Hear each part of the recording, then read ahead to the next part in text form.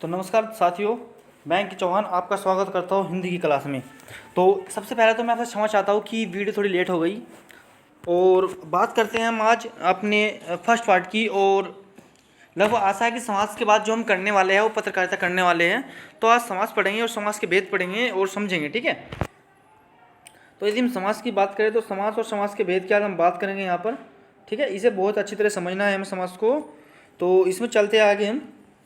तो सबसे पहले हम समाज की बात करते हैं कि जो समाज है ये होता क्या है ना। देखो, समाज का जो शाब्दिक अर्थ होता है वो होता है संक्षेप, ठीक है साथियों। आपको याद रखना है कि समाज का शाब्दिक अर्थ क्या होगा हमारे पास, संक्षेप। और संक्षेप का मतलब होता है हमारे पास छोटा करके लिखना, ठीक है। क्या होता है, छोटा करके लिखना समाज का अर्थ होता है। और जैसे हम कह सकते हैं कि पवन के पुत्र क्या हमारे पास इसमें समान है। जैसे मैं कह दूं कि कमल या कमल के समान चरण वाला है ना, तो इसे हम क्या कहते हैं, समास कहते हैं। समास का शाब्दिक अर्थ क्या होता है, छोटा, संक्षेप, अर्थात छोटा करके लिखना है, ठीक है। यदि हम दूसरी बात देखिए, इसने कहा कि दो या दो से अधिक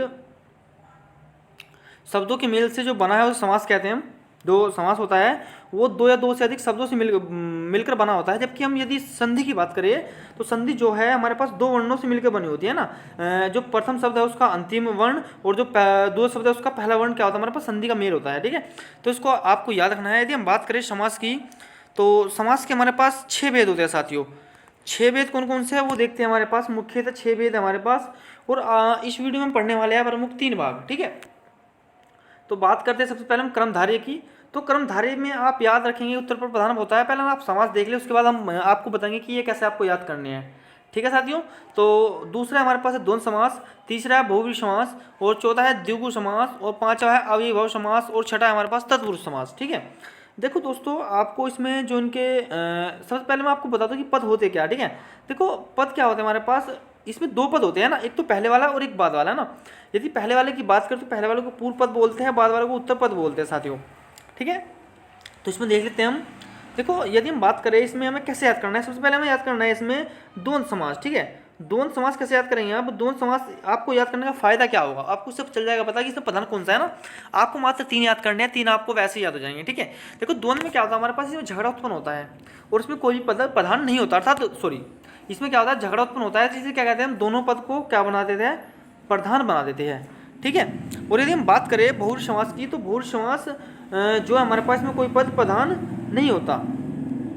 और एक है हमारे पास, देखो इसमें ए आ रहा तो ऐसा हमारे पास प, इसमें क्या होता है, पूर्व पद पर क्या होता है हमारे पास, प्रधान होता है। या अव्ययीभाव समास में क्या होता है हमारे पास, पूर्व पद क्या होता है इसमें, प्रधान होता है। उसके बाद जितने भी हमारे पास बचे हुए, जैसे कर्मधारय बचा हुआ है हमारे पास, एक हमारे पास तत्पुरुष बचा हुआ है, एक हमारे पास द्विगु बचा हुआ है। तो इनमें जो समास होंगे तो वो होंगे हमारे पास इनमें जो पद होंगे वो क्या होंगे हमारे पास, इसमें उत्तर पद होगा। उत्तर पद क्या होगा, प्रधान होगा। अर्थात हम कह सकते हैं कि बाद वाला पद क्या होगा, इसमें प्रधान होगा।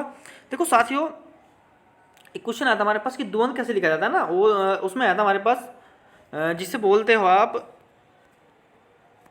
वर्तनी, ठीक है। वर्तनी में आता आपके पास कि द्वंद्व कैसे लिखा जाता है। तो आपको ये द्वंद्व लिखा है, बिल्कुल आपका सही है। आपको ये याद रखना है कि द्वंद्व ऐसे लिखा जाता है, ठीक है। तो ये जो हमारे पास वह यहाँ है और वह यहाँ, ये आपको याद रखना है कि ये पेपर में आया हुआ है कि द्वंद्व कैसे लिखा जाता है, ठीक है। तो आगे चलते हैं हम दोस्तों। तो साथियों, आगे बात करते हैं हम कि समास विग्रह क्या होता है हमारे पास, ठीक है। देखो, समास विग्रह की यदि हम बात करें तो समास विग्रह क्या होता है हमारे पास, कि समस्त जो सामसिक पद होगा, जो समस्त पद होगा उसे अलग अलग करके लिखना क्या होता है हमारे पास, समास विग्रह होता है। जैसे मैं कह दूं कि चौराया है ना, इसका विग्रह क्या होगा, 4 राहों का समूह, ये सामसिक पद हुआ हमारे पास, और जो 4 राहों का समूह वो क्या हुआ हमारे पास, समास विग्रह हुआ, ठीक है। उसके बाद हम आगे चलते हैं साथियों। आगे हमारे पास हम बात करते हैं सबसे पहले क्रमधारय समास की, ठीक है। तो साथियों, क्रमधारय समास की यदि हम बात करें तो जिस समास में, देखो इसने क्या कहा कि जिस समास में उत्तर पर प्रधान होता है, आपको बताया मैंने कि 3 में होगा हमारे पास उत्तर पर प्रधान। कौन से में, एक तो हमारे पास कर्मधारय हुआ, आपको मैं दिखा देता हूँ। एक तो हमारे पास देखो कर्मधारय समास हुआ, और एक हमारे पास तत्पुरुष हुआ, और एक हमारे पास द्विगु हुआ। उसके बाद 3 आपको याद हो जाएंगे कि बहुव्रीहि समास में कोई भी प्रधान नहीं होता, अर्थात तीसरा पद एक प्रधान बनता है। और द्विवंद्व में क्या होता है हमारे पास, दोनों पद क्या होते हैं, प्रधान होते हैं। और द्विगु में क्या, अव्ययीभाव समास में क्या होता है हमारे पास, पूर्व पद क्या होता है हमारे पास, प्रधान होता है, ठीक है। तो उसकी हम परिभाषा यही पढ़ने वाले हैं, ठीक है ना। तो साथियों सबसे पहले इसने क्या कहा कि जस समास में उत्तर पर प्रधान और विशेषण विशेष्य होता है। अब विशेषण क्या है और विशेष्य क्या है? साथियों विशेषण वो होती है जो विशेषता बताती है, और सॉरी विशेषण वो होता है जो विशेषता बताता है, और विशेष्य क्या होता है हमारे पास, इस हिसाब से ही लिख लेंगे ना, ये गलत लिखा हुआ है, विशेष्य ऐसे ही लिख जाएगा ना।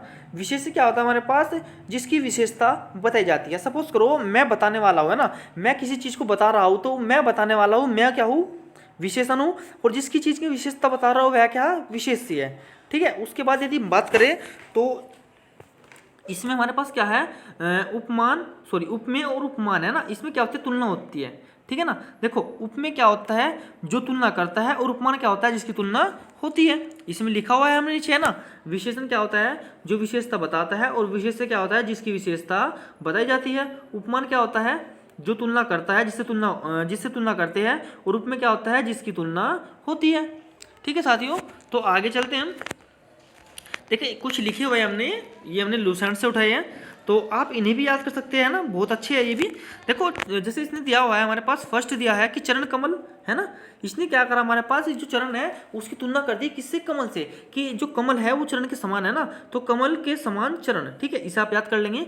कनकलता, देखो साथियों पढ़ना तो आपको ही है ना, हम तो सिर्फ आपको तरीका बता सकते हैं। एक जो टीचर होता है वो क्या करता है हमारे पास, बस वो आपको एक राह देता है, एक रास्ता देता है कि आपको कैसे कैसे चलना है। ठीक है, तो पढ़ना तो आपको ही है। ठीक है ना, हम बता सकते हैं, आपको तरीका बता सकते हैं कैसे याद करना है।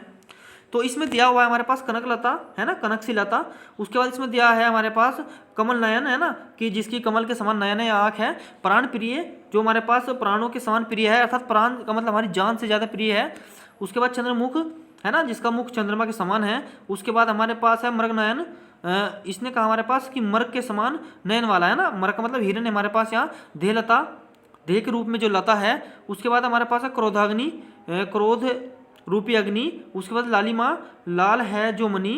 उसके बाद नीलकंठ। सो दोस्तों इसमें जो नीलकंठ दिया हुआ है ना, इसे आप इसमें भी याद कर लेंगे, और इसे आप याद कर लेंगे हमारे पास बहुव्रीहि समास में भी, क्योंकि नीला है कंठ जिसका, वो कौन है हमारे पास, श्री भगवान है। ठीक है, और जब हमारे पास भगवान की, देवी देवताओं की या राक्षसों की या विशेष शब्द की हम बात करते हैं, तो हम कहाँ पहुँच जाते हैं, हम पहुँच जाते हैं बहुव्रीहि समास में। ठीक है, जो हमारा आने वाला पार्ट है वो उस पर ही होगा। ठीक है ना, सॉरी आने वाला हमारे पास नेक्स्ट जो इसके भाग होगा वो उसका ही होगा। ठीक है ना, उसे याद कर लें यहाँ पे। वैसे आपको या सपोज करो आपके पास 4 ऑप्शन होंगे ना, ए बी सी और डी, और उसने आपको दे दिया कि बताइए कि जो आपके पास नीलकंठ है वो कौन समास है, और आपको सपोज करो सबसे पहले उसने दिया है बहुव्रीहि, तो आप बहुव्रीहि लगाएंगे, न कि कर्मधारय समास। ठीक है ना, और यदि पहले उसने दे दिया कर्मधारय तो आप लगाएंगे कर्मधारय। ठीक है ना।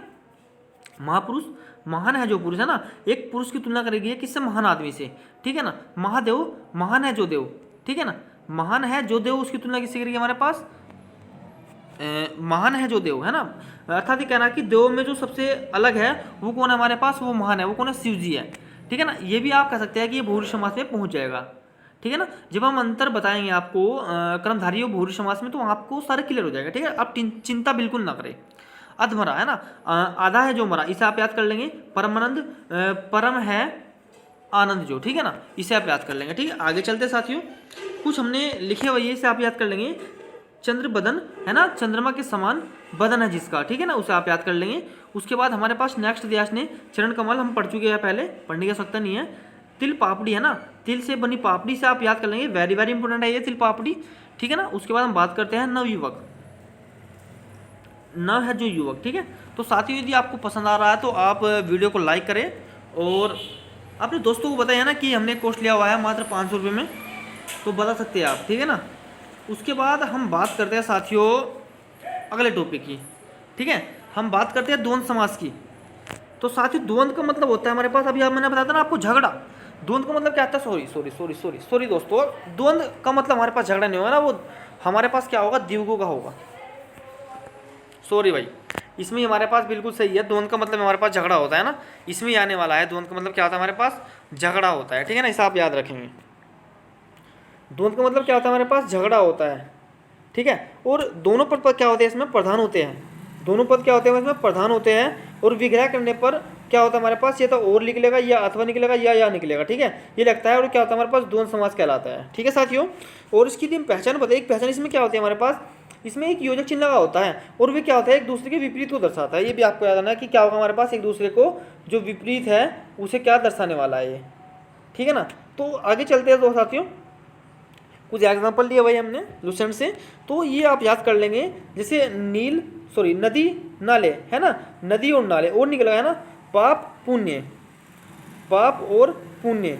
उसके बाद सुख दुख, सुख और दुख, गुण दोष, गुण और दोष, देश विदेश है ना, देश विदेश तो देश और विदेश, उच्च नीच, उच्च और नीच, आगे पीछे, आगे और पीछे, राजा प्रजा, राजा और प्रजा, नर नारी, नर और नारी, खरा खोटा, खरा या खोटा, राधा कृष्ण, राधा और कृष्ण, गरम ठंडा, ठंडा या गरम, छल कपट, छल और कपट, पराया अपना, अपना और पराया। ठीक है, तो ये हमारे पास कुछ एग्जाम्पल थे इसके, आप याद कर लेंगे। वैसे याद करने से आपको आवश्यकता नहीं है, ठीक है ना। देखो ये जो हम दो आगे बताने वाले हैं आपको याद करने ले हैं, ठीक है।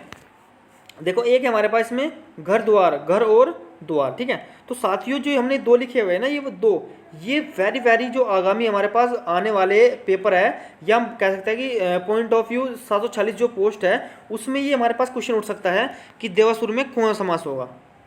तो देवासुर में होता है हमारे पास कौन समास होता है इसमें, द्वंद्व समास, देव और असुर है ना, यहाँ लिखा हुआ देवासुर। तो इसकी हमारे पास यदि विग्रह करेंगे तो क्या लिखेगा, देव और असुर। यदि हम बात करें धर्माधर्म की है ना, तो धर्म और अधर्म। यदि हम बात करें राधा कृष्ण की तो राधा और कृष्ण, ठीक है।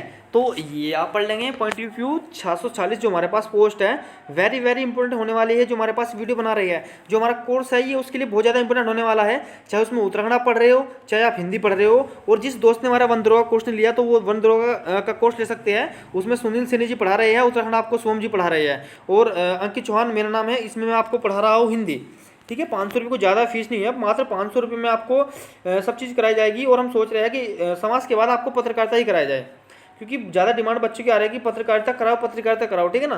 तो सोच रहे हैं कि इसके बाद पत्रकारिता ही कराया जाए। तो साथियों आगे बात करते हैं हम, क्योंकि हमें ज़्यादा लंबी वीडियो नहीं बनानी, ठीक है ना। उसके बाद हम बात करते हैं बहुव्रीहि समास की, ठीक है। तो साथियों इसमें क्या होता है, दोनों पद क्या होते हैं, प्रधान होते हैं। ये क्या करते हैं, दोनों मिलकर एक नई पद निर्माण करते हैं, तीसरे पद की ओर इशारा करते हैं। तो आप कह सकते हैं कि इसमें क्या होता है, हमारे पास तीसरा पद क्या होता है, इसमें प्रधान होता है। इसमें कोई पद प्रधान नहीं होता, बट तीसरा पद प्रधान होगा इसमें, ठीक है ना। उसके बाद यदि हम बात करें, इसमें विशेष आपको याद रखना है कि सभी भगवानों के नाम या देवों के नाम या असुर के नाम या जितने भी हमारे पास विशेष शब्द है, जिससे मैं कह दूँ चारपाई है ना, चार है पाँव जिसके, तो वो है चारपाई। वैसे चारपाई तो हमारे पास मेज की भी होती है, चारपाई तो अन्य चीज़ की भी होती है, पर चारपाई क्या हमारे पास एक विशेष शब्द है, ठीक है ना। जैसे मैं कह दूँ हिरन, जैसे मैं कह दूँ बारहसिंगा है ना, 12 है सिंह जिसके, तो वो कौन है हमारे पास, सबको पता है बारहसिंगा, ठीक है ना। तो विशेष शब्द आ गया हमारे पास, ठीक है। इसके एग्जाम्पल दे लेते हैं। इसके एग्जाम्पल की यदि हम बात करें साथियों, तो सबसे एग्जाम्पल इसका लंबोदर है ना। लंबोदर लंबा है उधर जिसका, ये बात करें कि लंबो उधर, उधर का मतलब होता है हमारे पास पेट है ना, पेट है बड़ा जिसका, तो वो कौन हमारे पास गणेश भगवान जी है। दशानंद है ना, 10 है आनंद जिसके, आनंद का मतलब ये बोला है कि जिसके 10 सिर है, तो वो कौन हमारे पास, वो रावण है, ठीक है ना। उसके बाद हम बात करते हैं चक्र पाणी, चक्र है पानी में जिसके, तो वो कौन हमारे पास, विष्णु भगवान जी। अर्थात ये कहना चाहता है कि ये विष्णु जो भगवान जी है, इनके जो हाथ में है, जो वो गोल गोल होता है, वो घूमता रहता है चक्रा सा, उसे क्या कहते हैं, विष्णु भगवान के हाथ में घूमता है, ठीक है ना। उसके बाद हम बात करते हैं महावीर, महान वीर है जो, वो है हमारे पास हनुमान जी, क्योंकि हनुमान जी इतने वीर थे और उन्होंने इतने वीर होते हुए भी क्या करा, इतने राम जी की इतनी सेवा करी, तो इसलिए वो बहुत ज़्यादा वीर होते हुए भी इतने ज़्यादा दौड़ते था, तो वीरों के वीर कह सकते हैं, महावीर कह सकते हैं उन्हें ना। चतुर्भुज, तो चतुर्भुज हमारे पास 4 भुजा है जिसकी, वो है विष्णु जी, 4 हाथ हैं इनके। उसके बाद हम बात करते हैं प्रधानमंत्री है ना, मंत्रियों में है जो प्रधान, तो ये हमारे पास क्या हो गया, प्रधानमंत्री एक विशेष शब्द है दोस्तों हमारे पास, ये आप याद कर लेंगे। उसके बाद हम बात करते हैं पंकज है ना, पंख में है जो पैदा, वो है हमारे पास कमल, या कीचड़ में जो उगने वाला, वो कौन है हमारे पास, कमल, ये भी एक विशेष शब्द है। अनहोनी, न होने वाली घटना, अनहोनी न होने वाली घटना एक विशेष शब्द है दोस्तों हमारे पास। उसके बाद हम बात करते हैं गिरिधर है ना, गिरी को धारण करने वाला, वो है हमारे पास कृष्ण जी है। उसके बाद हम नेक्स्ट बात करते हैं पीताम्बर, पीला है अंबर जिसका, वो श्री कृष्ण जी है हमारे पास। उसके बाद हम बात करते हैं निशाचर, निशाचर निश में विचरण करने वाला है, रात में घूमने वाला, वो कौन है हमारे पास, राक्षस है ना, राक्षस ये भगवान के नाम आपको बताता है ना। उसके बाद हम बात करते हैं चोल्डी है ना, 4 है लड़िया जिसमें, वो तो हमारे पास क्या है, एक माला विशेष शब्द हमारे पास। यदि हम बात करते हैं नेक्स्ट त्रिलोचन, 3 है लोचन जिसके, अर्थात 3 है आँख जिसकी, वो तो हमारे पास कौन है, शिव भगवान जी है। जिसमें कह सकते हैं नीलकंठ, नीला है कंठ जिसका, शिव भगवान जी है ना। तो इसे आप याद, उसमें भी आपको बताता मैंने क्रम धाधरी में आपको याद रखना है, ठीक है ना। चंद्रमौली, चंद्र है मूली पर जिसके वे है शिव भगवान जी। नेक्स्ट बताते हैं हम विषधर, विष को धारण करने वाले। तो विष को धारण करने वाले हमारे पास कौन है? देखो यहाँ सर्प लिखा हुआ है, आप काट के लिख देंगे शिव भगवान जी, है ना, क्योंकि शिव भगवान जी ने क्या हमारे पास विशेष विष धारण किया हुआ है। सांप ने भी विष धारण किया हुआ है, पर आप इसमें भगवान से याद करेंगे तो आपको ये याद हो जाएगा, ठीक है ना। उसके बाद हम बात करते हैं घनश्याम, घन है श्याम, अर्थात ये कहना चाहता है काला रंग है जिसका, ये शाम के जैसा, शाम का मतलब काला है ना, तो अंधेरा, अंधेरे जैसा उसका रंग जिसका, वो कौन हमारे पास? श्री कृष्ण भगवान जी, है ना। उसके बाद हम बात करते हैं मृत्युंजय, मृत्यु को जीतने वाला वो कौन हमारे पास? शंकर भगवान जी, ठीक है। उसके बाद आगे चलते हैं समाज और ये पढ़ रहे हैं हम, ठीक है ना। उसके बाद हम बात करते हैं गोपाल। तो साथियों हमारे जो टीचर थे लक्षण में पढ़ाते हैं गोपाल जी, वे हमारे टीचर रह चुके हैं, उनका नाम भी गोपाल था, है ना। और गोपाल का मतलब होता है हमारे पास श्री कृष्ण जी, ठीक है ना। तो गो को पालने वाले कौन थे हमारे पास? श्री कृष्ण जी, ठीक है। घनश्याम है ना, अभी पढ़ लिया हमने। चक्रपाणी, चक्र है जो धारण किए, वो अभी पढ़ा हमने, विष्णु भगवान जी है। जलद हमने पढ़ चुके हैं, जलद हम पढ़ चुके हैं। जलद हमारे पास जल देता है जो, है ना, सॉरी हाँ, जल देता है जो, वह कौन है हमारे पास? बादल, ठीक है। नेक्स्ट हमारे पास वीणा पानी, वीणा पानी हमारे पास सरस्वती जी है ना, वीणा को धारण करने वाली। आपने वो देखी होगी सरस्वती जी के हाथ में गिटार सी होती है ना, उसे वीणा बोलते हैं। तो वर्जायुध, अर्थात जिसके हाथ में वर्ज है वो कौन हमारे पास? इंद्र भगवान जी है। इस पे ही इंद्र भगवान जी ने हनुमान जी के वार किया था, है ना, इसे आप याद कर सकते हैं। उसके बाद नेक्स्ट हमारे पास मुरलीधर, मुरली को धारण करने वाला कौन हमारे पास? श्री कृष्ण जी। और आप एक याद कर लेंगे हलधर, है ना, हल को धारण करने वाला किसान होता है, ये हमारे पास कौन होता है? बलराम जी होते हैं। कौन होते हैं साथियों? बलराम, तो इसे भी आप याद कर सकते हो। नेक्स्ट चलते हैं साथियों, पीताम्बर, पीला है अंबर जिसका, वो श्री कृष्ण जी हमने ऊपर पढ़ चुके हैं। उसके बाद है नीलांबर, नीला है अंबर जिसका, वो कौन हमारे पास? बलराम जी, जो श्री कृष्ण के बड़े भाई जी थे, ठीक है। तो साथियों लगभग आशा है आपको वीडियो अच्छी लगी होगी और बहुत अच्छी लगी होगी।